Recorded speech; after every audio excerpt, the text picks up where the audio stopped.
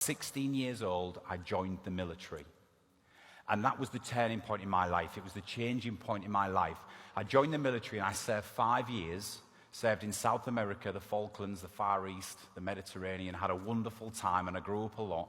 And since then, I've spent the last 14 years in business.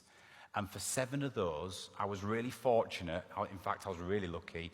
I managed to blag my way in to a global consulting business who were based out in Stamford in New York called Gartner. Global company, $4 billion, 85 countries, and I blagged my way in, lad from Brandsome, right? Within 3 years of working for that company, and here was the most fascinating, with a bit of grit and determination and channeling what I had learned in the military, within 3 years of working for that organization, I found myself running a $5 million part of their business, or a $5 million territory. $5 million, lad from Brandsome, right? And in 2 more years, or 2 or 3 more years, we doubled that to $10 million under my leadership.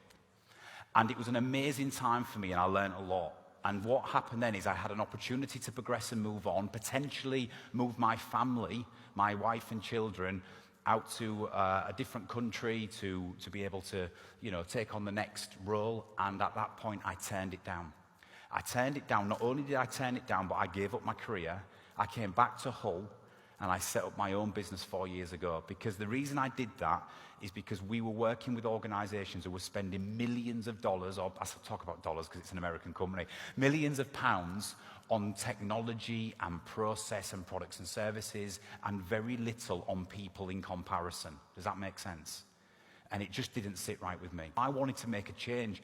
I wanted to challenge that, and the only way I could do that is to set my own business up. So Trans2 Performance, my company, was born 4 years ago. I had no resources, no people, nothing. Fast forward to today, we have grown significantly. We have doubled the business every year. We are the leadership consultants. We work in the military, the NHS, to help culturally with some leadership in the NHS, which is fascinating.